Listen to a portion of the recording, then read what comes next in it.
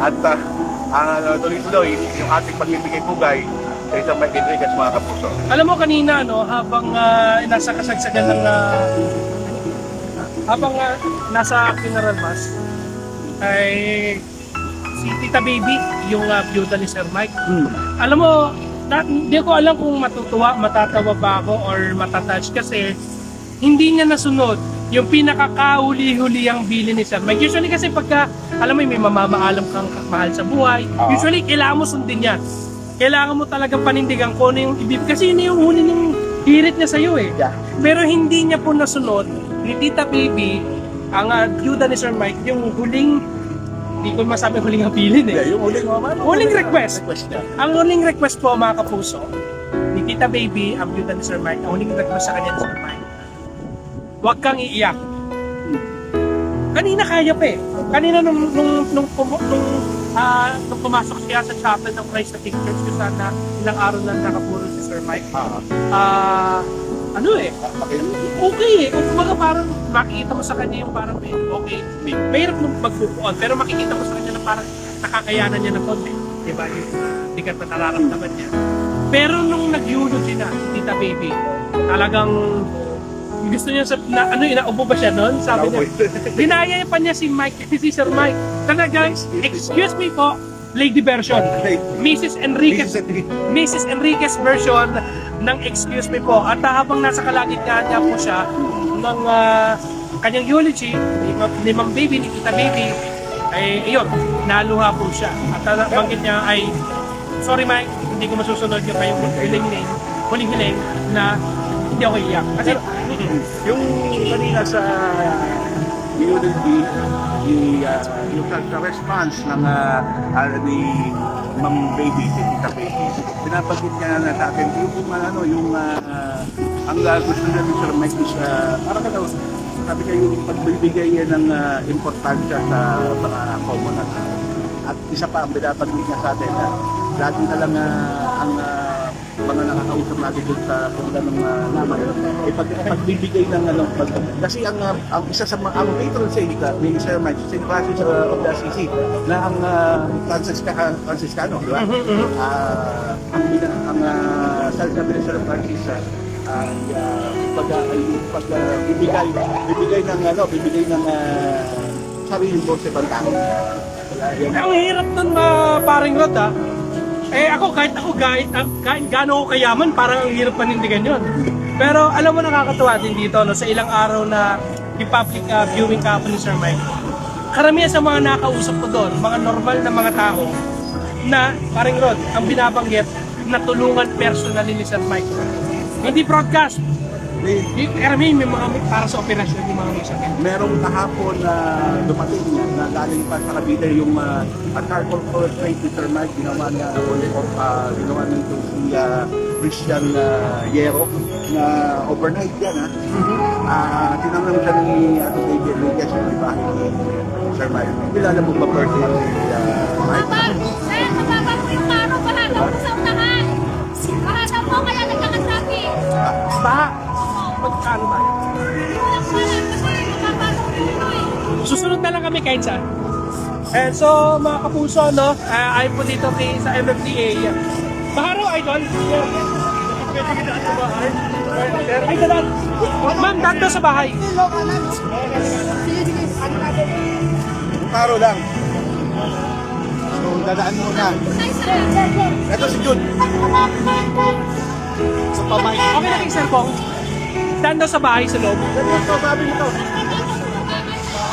So ganyan yan, pamahiin yan ng mga Pilipino na yung mga namamatay dadaan muna o itigil pansamantala doon sa kanilang tinitirhan. Alam mo, isa sa mga huling coverage natin to di parang Rod, yung kay Kuya Germs, itinaan siya doon sa may Sampaguita Films.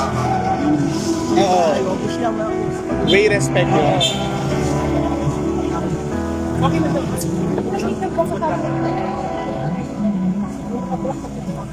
Pero alam ko niradyo ko siya.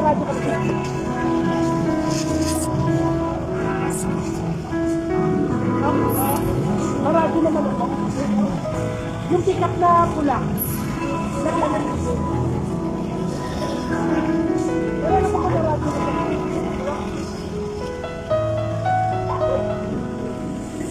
yung nasa harapan sir ay naka-black na pick-up. Yung nagsa-flasher. Nakawawang. Ayan. Pasensya na mga kapuso, talagang may parang may huling request yata no, yung family ni Sir Mike na Sa bahay. naidaan ko dun sa bahay niya dito. Nasa Katipunan Avenue na tayo by the way. Ito na yung white page. Sa mga kapuso ko natin na nanonood sa ating Facebook Live, magandang umaga po sa inyo. At nasa Katipunan Avenue na po, ito pong funeral convoy ni Sir Mike Enriquez. Alam mo kung makikita mo, no, medyo malabo lang sa ating Facebook Live paring road, ay may katabi yung manong driver. Yung picture naman yun siya, ang binabanggit sa atin siya ni Ate. May katabi siya, yun o. Yung portrait, no? Yung portrait na naka-ano siya, naka-pants siya, naka-jacket, parang tapos siya, alam mo, Picture pala ni Sir Mike yung katabi, akala ko si Sir Mike. kasi Sir Mike, ano yan eh, although seryoso tao magkausap ko, pero pag nagkatawa yan, nakakatawa. Sabi nga na, di ba, nakakatawa, nung minsan na hindi rin nakakatawa. Ulit kung nalawa ako dito, kasi ko nakakatunan at so, may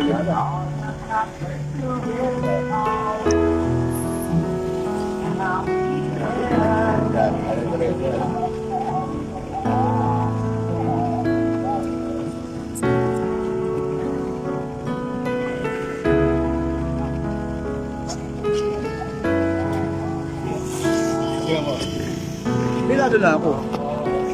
Oh? Program Tuti, paano i-back siya? Teka lang mga kapuso ah. Kaya upo na lang ako ha. Kaya mo na, upo na lang ako. Baka makakataw lang. Gusto ko mag-view eh.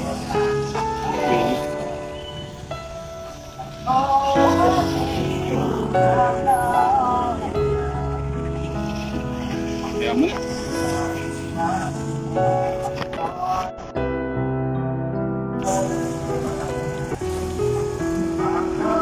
Good morning po mga kapuso ulit. Pasensya na po, no? Medyo nice natin. Magandang umaga po. Maraming salamat po sa mga kapuso nating nakatutok sa ating Facebook Live. At naka-live din po tayo sa DCWB sa radyo. Ayan.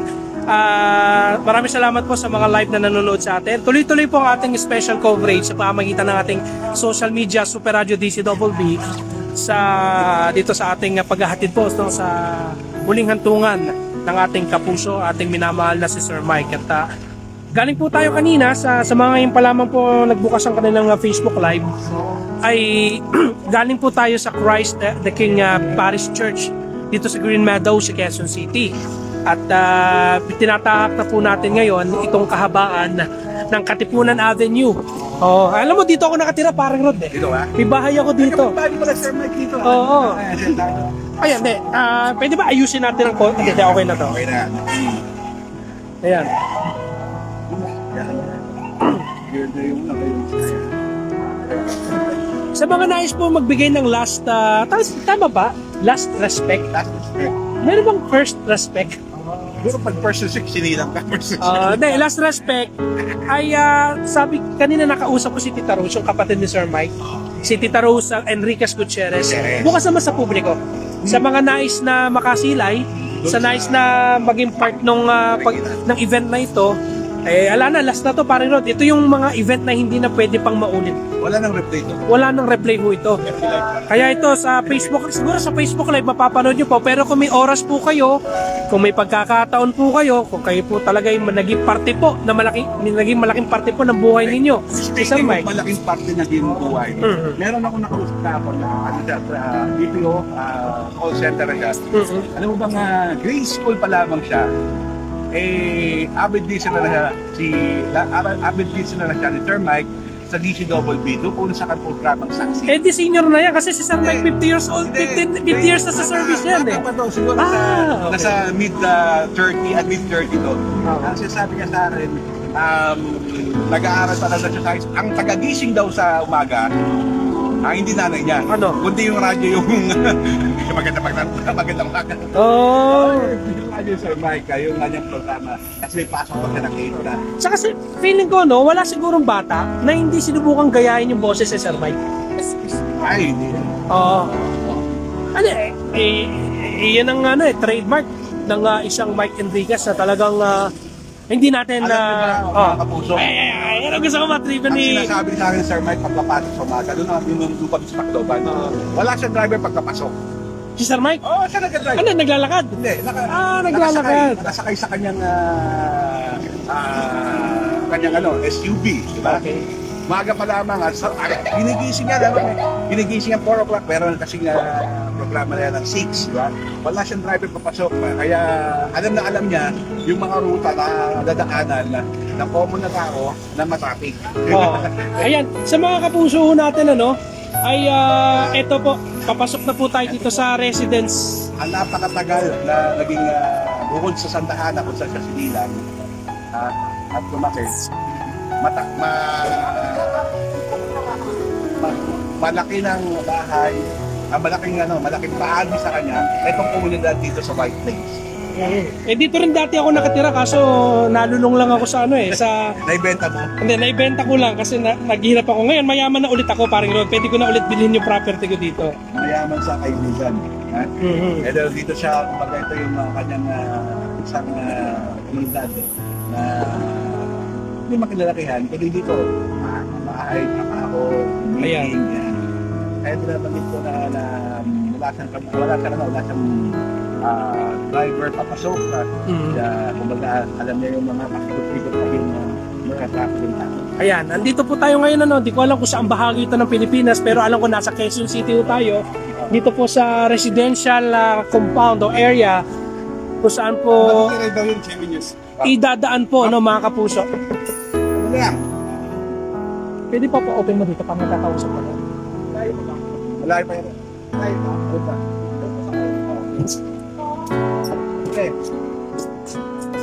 Naalala ko talaga nung bata ako dito, madalas ako naglalaro Okay na, ako na. Okay na. Ayan. Ayan. Naririnig po kami.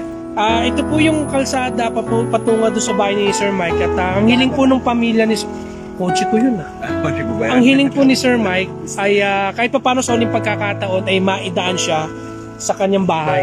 Maidaan man lang sa labas ng kanyang bahay at ito na yung uling pagkakataon, paring Rod, paring Tuti. Ayan, diba? Ito yung dito si Arnel. Kasama natin yung sa integrated news. Yan. Maganda pala itong komunidad na ito. Oo. Kasi Pilipinas ko na tayo. Ikaw, as reporter, anong fun memory mo? Kasi Bad memory? fun memory. Fan. Kasi pag ikaw mag-report kay Mike Enriquez sa programa niya, hindi pwede palutay-lutay. Hindi, ako pinaka nakakatuwa dito kay Sir Mike. Walang kakwenta-kwenta yung report ko, nagkalaman. Hindi pwedeng palambot-lambot. Kailangan sasabay mo siya sa banter niya. Ay, totoo yun. Dahil pag hindi mo sinasabayan yung end of the banter niya, sigurado may tawag ka galing kay Nore Rin. Hindi, alam mo na, isa pa, tama yung binabanggit ni Melo Del Prado, na hindi magtatanong si Mike Enriquez sa hindi niya alam. Yung purpose ng pagtatanong niya, ay para lang kumpirmahin kung alam mo ba talaga yung nire-report mo. Alam mo ba yung calling yan? Diba? Oo. Anong calling yan? Alam mo. Di ko nga alam dati, may kapit pala ako eh. Hindi, joke lang po, biro po, hindi po dapat ginagawa joke yun. Hindi, ibig sabihin pero yun yung ganun yung level na... alam mo yung calling yan, alam mo po yung pasikot-sikot yan, di ba? Alam mo pag may sunog. Totoo yan, nako. Oo. Napaka-miticuloso yan sa mga detalye. Dahil alam yan, napagdaanan niya, naging reporter siya, naging writer siya, naging assistant siya. At napakagaling niya, pumili ng music, ibebed mo doon sa iyong programa. Totoo sabi nga kahit... DJ ka ba naman? Alam niyo, naging memories ko rin kay Sir Mike. Eto si Tuti. Yes, Tuti. Hiniharap mo lang sa kanya. Sa kanya. Minsan pag di ba sa investigador dati, doon ka kasi ikaw isa sa mga unang tauhan ni Sir Mike sa investigador. Tumatawag yan kung anong title ng song, gusto niyo i-play sa newscast niya. Magtatanong yan kung ano pwede dito sa balitang to. Ganyan, kagaling si Sir Mike at talagang gusto niyang maging produktibo ang bawat niya. Alam niya, programa niya. Yung musical scoring at tinatawag. Oo. Abisado niya yan. Nung araw kasi, nung siya nagsimula sa radyo na accidentally, plaka pa lang nun, di ba? Sabi nga niya, tanong niya sa akin, nabuta mo ba yung plaka? Kasi ilang radyo na ba ang napagdaan? Sabi ko, sir, pang-lima na to. Ha? Hindi nabutan mo yung plaka. Sir, 94 ako. Alam mo yung queuing ng plaka. Okay lang yan. Sinubukan pa niya ako dun sa recording. Hello. Na may plaka. So, ganyan kami dito sa trabaho si Perry. Sige, sige. Ano ba tama? Funeral, kabako, labi, mga labi ni Sir Mike, tama ba? Labi? Tama ba? Labi ni Sir Mike? Mga ganun ba? Tama ba yung term na ganun, labi ni Sir Mike? Ayan, idadaan sa kanyang residential, sa kanyang bahay dito sa Quezon City. Nandito na ngayon tayo sa loob ng White Plains. Dito rin kasi ako nakatira dati nung bata ako, kaso nanagising ako. Taga-BGC ka pala. Barangay Gagalangin Caloocan. White Plains Barangay Block 2, 30, slot 31. Dito eh, squirrel dito eh. Natagsuyo. Ganda dito, squirrel lang nandito. Tsaka Rod, huwag ka na magalit. Baka may pagkakataon ka mabidyoan pag dumaan. Baka nagre-repair. May mga sinad ako material sa Double B ha. Papatwit na lang.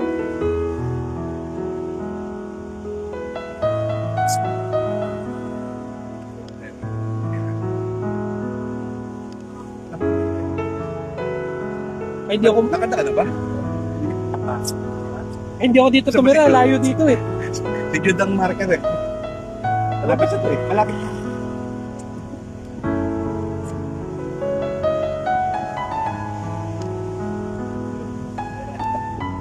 Malapit na kuya. Ito.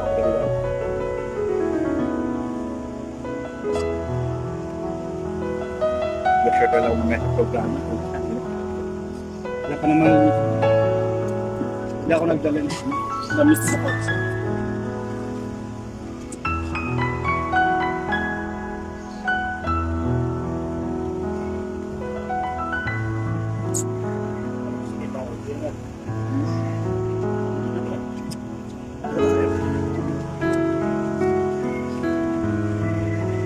Yan yung bahay niya kuya. Okay pa.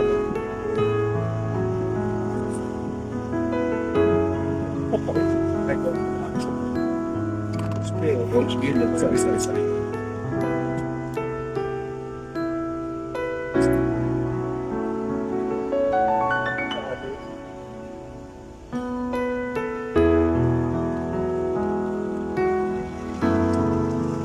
Yung sa Santa Ana, ancestral nito. Ancestral na rin.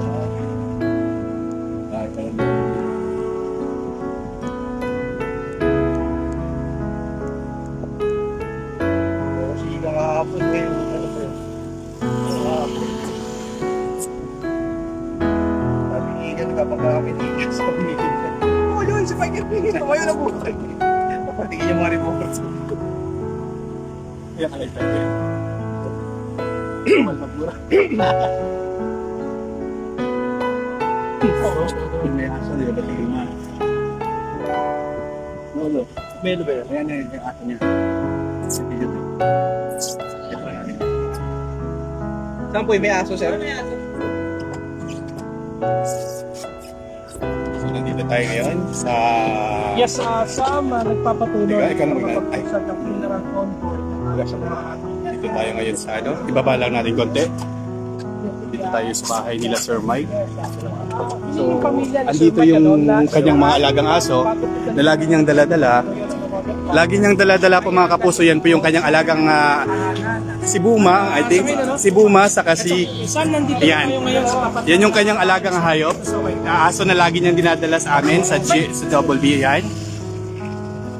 Ayan. Sir, ano pangalan yan? Si Buma. Si Buma at saka si Mickey. Ayan.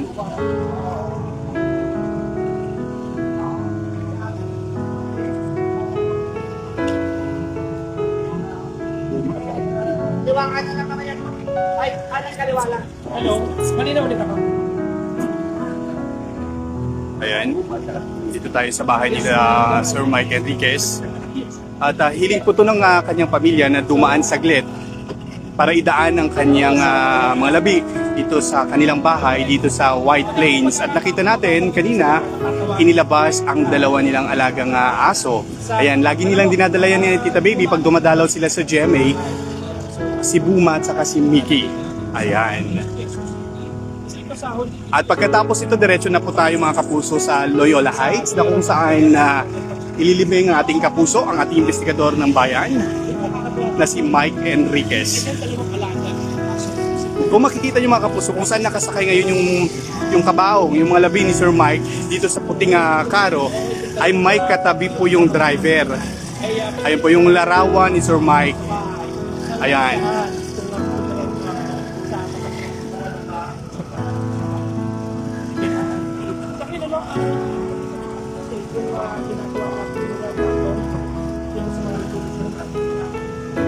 Dinadaan ngayon ito sa mga kalsada, sa mga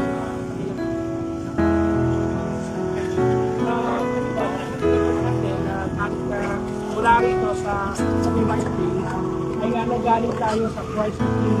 Dire-diretso na tayo mga kapuso sa Loyola Heights. Ito ang naging taxi natin. Mula doon, kumakain ng green levels, kumakain ng white paint, at nandito na tayo ngayon sa may Katipunan. At bago nga magpatuloy, patungo dito sa may Loyola, ay decision kayo kami na baka pwede tayo para sa huling pagpupugay sa para na kay Sir Mike.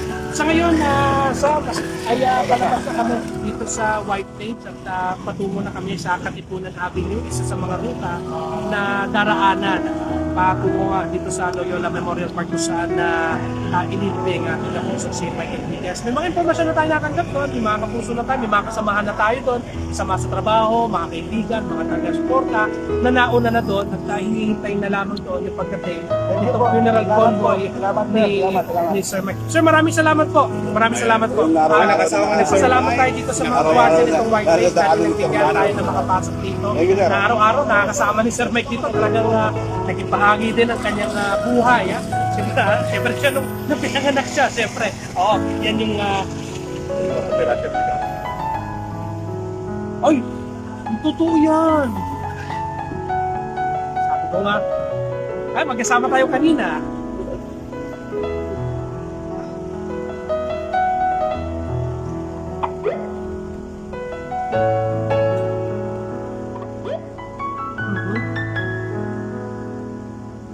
Father Lambert yata yun. Oo.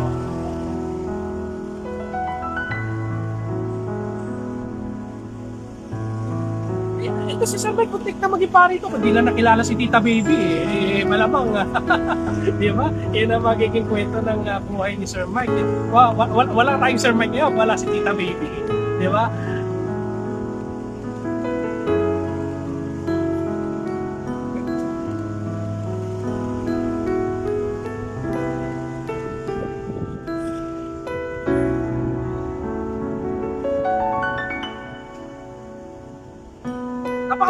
Napakababaw, napakadaling huling kahilingan.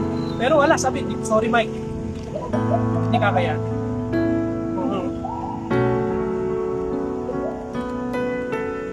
Yeah, Miss Kay, yeah. Miss Kay, mula doon sa Christ King, naggaling na tayo ng Green Meadows Avenue. Tinakat na natin itong White Plains. At pinasok natin itong White Plains. At ngayon, pinapaybay na natin itong kahabaan ng Katipunan Avenue. Tatahakin natin yung intersection ng Conti Serrano, yung pamilyar kayo, papuntang Campaginaldo. Doon kami lalabas, at kung doon kakamali, dadaan kami ng tunnel, papunta ng, lalabas pa rin kami ng Katipunan Avenue, at patungong Marikina, yung Nicolay, papuntang A. Bonifacio, sa may riverbank. Dalawa kasi yun, isang pababa, papuntang Marcos Highway, paakyat, doon dadaan dahil yun, matang alam mo yung Bonifacio, kung doon nagkakamali doon. Yun, oo. Papuntang Loyola. Ayan.